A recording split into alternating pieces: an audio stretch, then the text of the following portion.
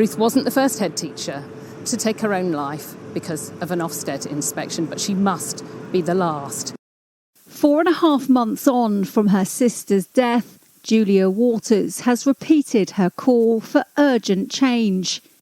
Ruth Perry's death in January prompted a national debate about the fairness of Ofsted inspections and demands for a comprehensive review.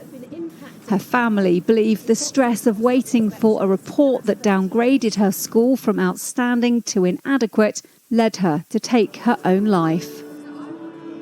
Ofsted and the Department for Education's refusal to countenance that they might have played any part in all of those deaths is just insulting, it's deeply hurtful, and it's irresponsible.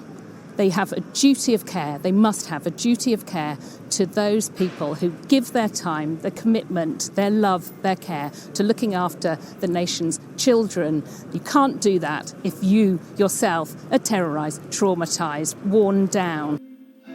On Saturday, more than 400 people gathered for a private memorial service for Ruth, where she was described by her sister as a gifted and dedicated head teacher. Family and friends were joined by Ruth's former colleagues and pupils, as well as her local MP.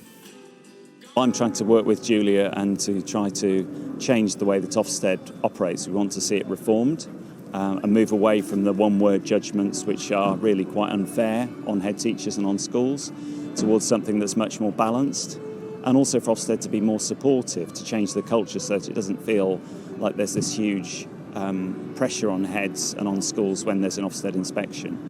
Today, 2 academics have called for the Health and Safety Executive to investigate every work-related suicide following Ruth's death, and for Ofsted to publicly accept that it has a duty of care to teachers. The regulator's chief inspector has said she stands by the inspection at Caversham Primary and has resisted calls to pause inspections, while the Education Secretary says she fully supports one-word assessments. Ruth's sister, who recently addressed a conference held by the National Association of Head Teachers, is meeting with Gillian Keegan tomorrow to urge her to change her mind. Well, I have asked already for a meeting that isn't just warm words and condolences. I don't need any more of those. They're meaningless unless there's actions to accompany it. But until there is meaningful change, until I am assured that what happened to Ruth can't happen to anybody else, what we've gone through, the pain we've gone through as a family, will not be experienced by other families for the same reason. Until that happens, I'm not giving up. Mel Blore, ITV News, Reading.